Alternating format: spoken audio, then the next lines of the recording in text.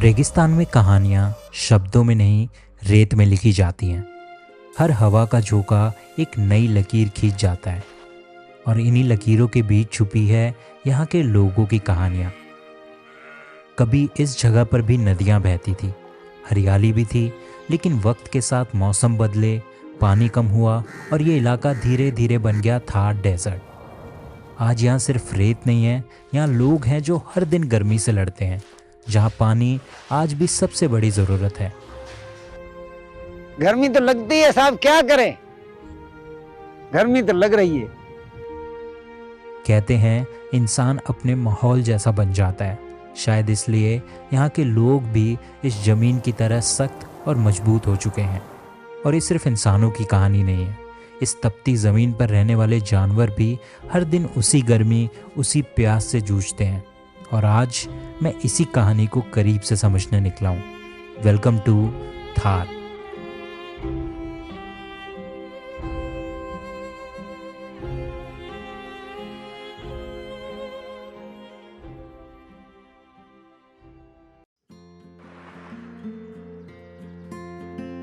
इस बार सफ़र में कोई डेस्टिनेशन नहीं थी, बस प्लान था बाड़मेर और जैसलमेर के कुछ रिमोट विलेजेस तक जाने का और उन रास्तों को देखने का जो रेगिस्तान के हर अलग रंग से होकर गुजरते हैं। कहीं सड़क के दोनों तरफ ऊंचे रेत के टीले, तो कहीं आधी सड़क पर फैली हुई रेत, और कुछ रास्ते ऐसे जहाँ दूर दूर तक सिर्फ सूखी सख्त ज़मीन नज़र आती है।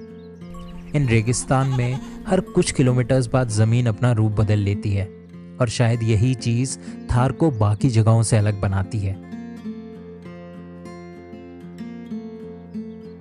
तो अभी हम लोग रास्ते से जा रहे थे और थार डेजर्ट की यही खूबसूरती है कि हर कुछ किलोमीटर्स बाद आपका जो लैंडस्केप है वो चेंज हो जाता है, मौसम बदल जाता है। अभी की बात करूं तो मौसम थोड़ा बारिश जैसा हो रखा है, लेकिन हवा अभी भी गर्म चल रही है। दूसरा, जब हम लोग यहाँ रास्ते में रुके तो मुझे लैंडस्केप दिखा कि दूर दूर तक बस ड्राईनेस है, मिट्टी है, लेकिन बीच में एक ग्रीन पेड़ मेरे को यहाँ पे देखने को मिला। तो ये मुझे काफ़ी यूनिक स्पॉट लगा। और आप बिल्कुल मेरे पीछे भी देख सकते हैं, आपको दूर बहुत दूर ग्रीनरी दिख रही होगी वहाँ पे, बट अभी आसपास ना कुछ भी ग्रीन नहीं है। छोटी छोटी घास लगी हुई है पीछे और सिर्फ एक ये पेड़ है जो ग्रीन है। सूखी ज़मीन के बीच उगता ये छोटा सा पेड़ ऐसा लग रहा था जैसे इस बंजर धरती पर जिंदगी धीरे धीरे अपनी जगह बना रही हो।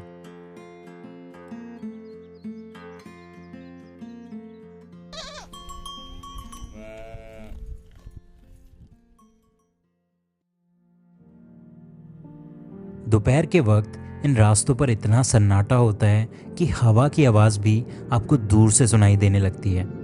और इन्हीं सुनसान रास्तों के बीच हमारी मुलाकात होती है सिद्दीकी से।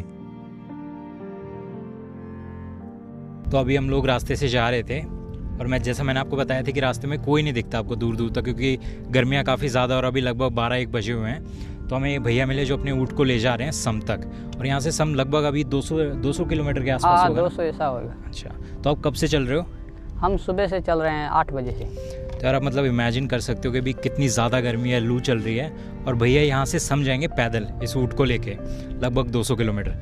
तो आप मतलब जैसे अभी पैदल जाओगे यहाँ से, तो रात वगैरह मतलब कैसे रात हो जाएगी? रात बीच में काटेंगे जंगल में। अच्छा, मतलब जंगल में रुक जाओगे आप? हाँ, जंगल में रुक जाएंगे। अच्छा। जब आप यहाँ पे आते हो, लोगों से बात करते हो, तब आपको समझ में आता है कि यहाँ की लाइफ जो है सच में कितनी ज़्यादा टफ़ है। एक आम इंसान यहाँ पे मतलब मुझे लगता है 1 घंटे से भी ज़्यादा बाहर रह पाएगा, लेकिन ये पूरे दिन यहाँ पे चलेंगे। और गर्मी कितनी ज़्यादा है और साथ में लू चल रही है। और खाना वगैरह आपका भैया? खाना हम खा के आए सुबह से। अच्छा, मतलब सुबह खा लिया आपने? हाँ। पूरा वैसे ही 2 दिन तक? 2 दिन का तो अभी तो आज का तो खा लिया, सुबह का पता नहीं, जिधर मिलेगा उधर खाएंगे, नहीं तो फिर चलते जाएंगे। अच्छा। पानी साथ में लेके चल रहे हैं क्योंकि ज़्यादा हवा गर्म आ रही है, इसलिए नहीं मिला तो मर जाएंगे इसी रेत के अंदर, इसलिए गर्म है मगर पानी है साथ में।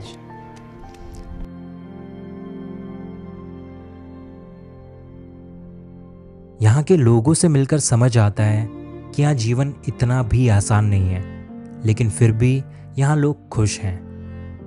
और फिर सिद्दीकी इस तपती दोपहर में अपने मंजिल की तरफ बढ़ने लगता है।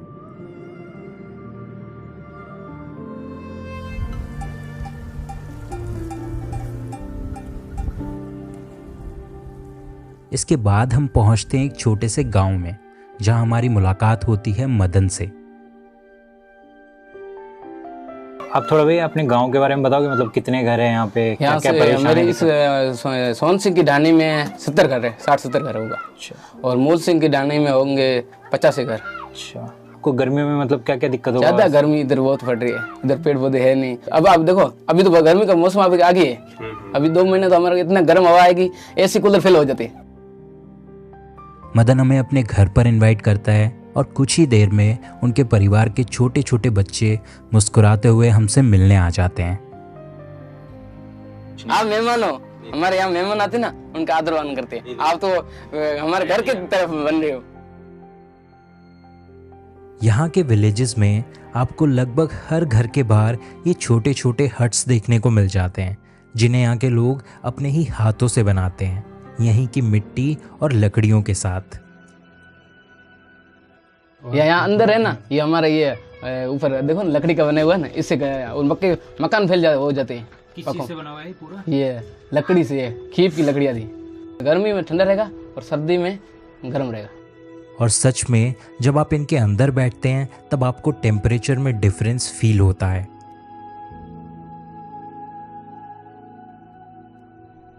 यहाँ पानी आज भी जिंदगी की सबसे बड़ी समस्या है।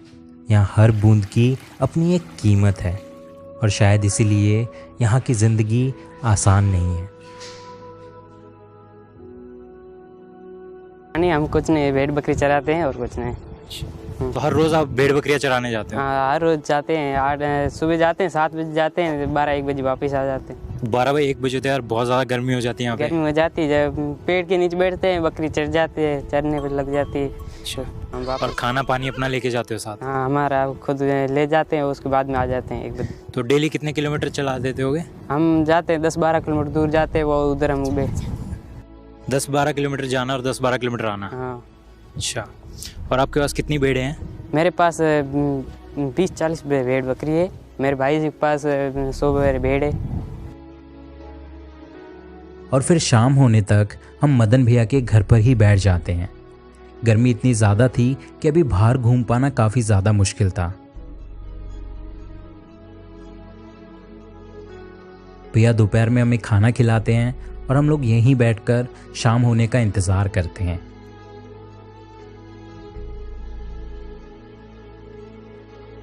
अब शाम हो चुकी थी और हर शाम मदन भैया अपनी भेड़ों को पानी पिलाने जाते हैं। हाँ, अभी हम जा रहे हैं पानी पिलाने के लिए। अच्छा। दिन भर की तेज गर्मी के बाद शाम की ठंडी हवाएं यहाँ थोड़ी राहत लेकर आती हैं। जैसे ही मदन भैया अपनी भेड़ों के पास पहुँचते हैं, वो उन्हें एक आवाज़ लगाते हैं और फिर धीरे धीरे सारी भेड़ें उनकी तरफ आने लगती हैं।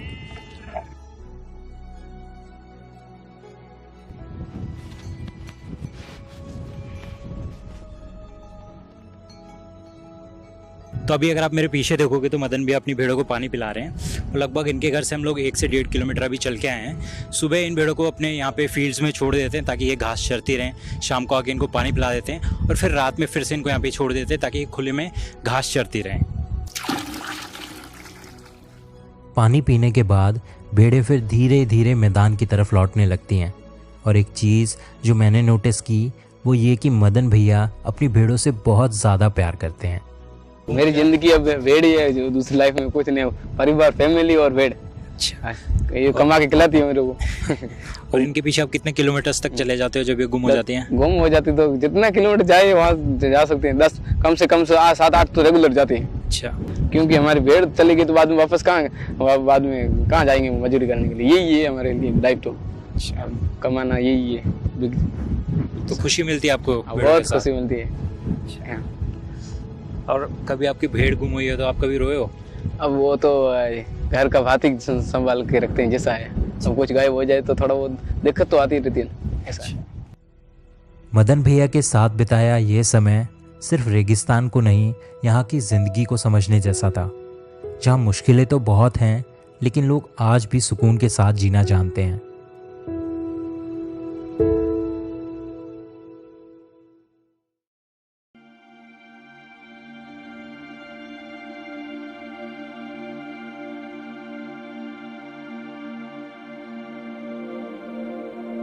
ये गर्मी सिर्फ यहाँ के लोगों के लिए मुसीबत नहीं है, बल्कि यहाँ के जानवर भी हर दिन इस गर्मी को सहते हैं। बस फ़र्क इतना है कि इंसान अपनी तकलीफ़ बोलकर बता सकता है, लेकिन ये जानवर चुपचाप सब सहते रहते हैं। और जब हम इस थार डेजर्ट को क्रॉस कर रहे थे तो रास्ते में हमें कुछ ऐसे जानवर भी मिले जो शायद प्यास और इस गर्मी के आगे हार चुके थे। तो जैसे हम लोग रास्ते में आ रहे थे जब, तो मैंने देखा कि काफ़ी जैसे भेड़ बकरियां मरी हुई हैं, गाय मरी हुई है। वो इस धूप के कारण बहुत पड़ती है, पानी नहीं मिलता है इसीलिए। अच्छा, तो मतलब काफ़ी लोग गर्मियों में अपनी गाय और भेड़ इनको छोड़ देते हैं इसीलिए मर जाती है। कोई पानी नहीं मिलता है इसीलिए ट्यूबवेल वगैरह ख़राब हो जाता है। अच्छा। इन जानवरों को यूँ खड़ा देखकर मुझे पेड़ और उसकी छाया की इम्पोर्टेंस समझ में आई।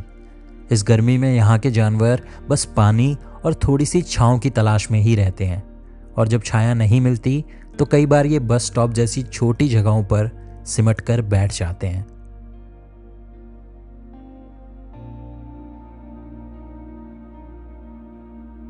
जब आप डेजर्ट इलाकों में आते हो तब आपको कुछ इस तरीके के पेड़ देखने को मिलते हैं जिनके अंदर कोई लीफ नहीं होती है, कोई पत्तियां नहीं होती है, सिर्फ थाउजेंड्स ऑफ ब्रांचेस हैं जो यहाँ के वेदर के लिए बिल्कुल परफेक्ट है।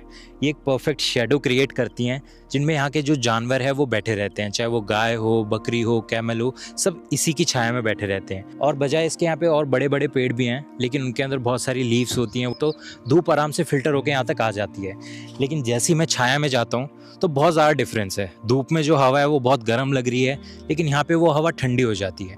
और इसके पीछे भी एक सिंपल रीज़न है कि यहाँ पे जो सुबह सुबह मॉर्निंग के अंदर जो मॉइस्चर होता है, ये ब्रांचेस उसको ट्रैप कर लेती हैं, और फिर जब हवा आती है तो वो थोड़ी ठंडी रहती है हवा यहाँ पे, बजाय धूप में बहुत गर्म है। Thar is full of surprises. यहाँ आपको कब क्या देखने को मिल जाए इसका अंदाज़ा लगाना मुश्किल है। और अभी हमारे सामने था एक ऐसा पौधा जो दिखने में बिल्कुल कैक्टस जैसा लग रहा था, और इतने दिनों से बस मिट्टी और रेत देखने के बाद पहली बार इस वीरान लैंडस्केप में कुछ रंग नज़र आए। तो जब आप डेजर्ट एरियाज़ में आते हो तब आपको कुछ इस तरीके की यूनिक प्लांटेशंस देखने को मिलती हैं। देखने में थोड़ा बहुत सिमिलर है कैक्टस की तरह, लेकिन ये कैक्टस नहीं है। लोकल भाषा में शायद इसे थॉर बोलते हैं, मैंने गूगल पे सर्च किया था। लेकिन देखने में कितना ज़्यादा बड़ा है, अगर आप इसकी हाइट देखोगे तो मेरे से भी कितना ज़्यादा बड़ा है, इसके सामने मैं कितना ज़्यादा छोटा लग रहा हूँ, और लेंथ वाइज भी काफ़ी ज़्यादा चौड़ा है। तो जितना ज़्यादा चौड़ा होता है उतना ज़्यादा ये पानी अपने अंदर स्टोर कर पाता है। जब भी बारिश होती है तो जितना भी पानी होता है वो इनके स्टेम्स में स्टोर रहता है, और इस तरीके से ये सर्वाइव करता है इस डेजर्ट में।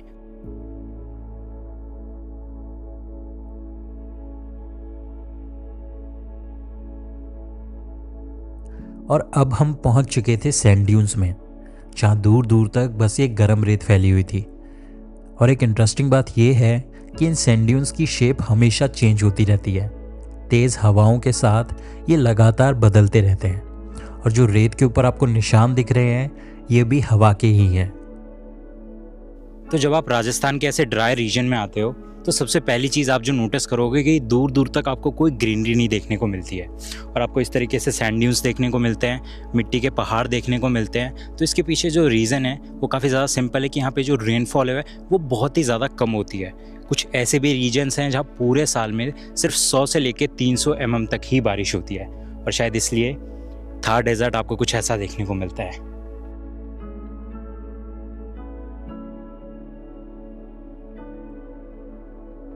और तभी हमें एक बूढ़े अंकल दिखाई देते हैं जो इस गर्म रेत पर नंगे पैर चलते हुए जा रहे थे, और उनके कंधों पर लकड़ियों का भार था। हम इधर से लिया रतन सिंह के ढाणे के ओदी तरफ। कितना किलोमीटर होगा? ये 9 किलोमीटर है। और आप नंगे पैर चल रहे हैं? नंगे पे पेजार नहीं है क्या पैरा साहब, सरकार कोई मदद कर दे। तो गर्म नहीं लगती है? गर्मी तो लगती है साहब, क्या करें, गर्मी तो लग रही है। यहाँ पे गर्मी में क्या क्या दिक्कतें होती है साहब? पानी की दिक्कत है और घास की है, खास तो पानी की है। बहुत गर्मी पड़ रही है, पौधा नहीं है, दूर पौधा है, मवेशी के घास नहीं है साहब। हाँ, बकरी चरानी पड़ती है जंगल में। कितने कितने किलोमीटर चाहते हो? 5 किलो 6 किलोमीटर जाने यहाँ पैदल आते हैं साहब। है देखो लकड़ी का भारा लेके। हाँ, ऐसे ही जिंदगी पूरी ऐसे ही गुजार देनी साहब। 60 वर्ष गुजार दिया। 62 आप अपनी जिंदगी से खुश हो? खुश है साहब। उसका गाय बकरी उस भेड़ को चलाते हैं, उसका कोई बकरा बीतता है, उसका कोई पैसा मिलता है। उसकी नौकरी वोकरी हमारे पास कुछ नहीं है।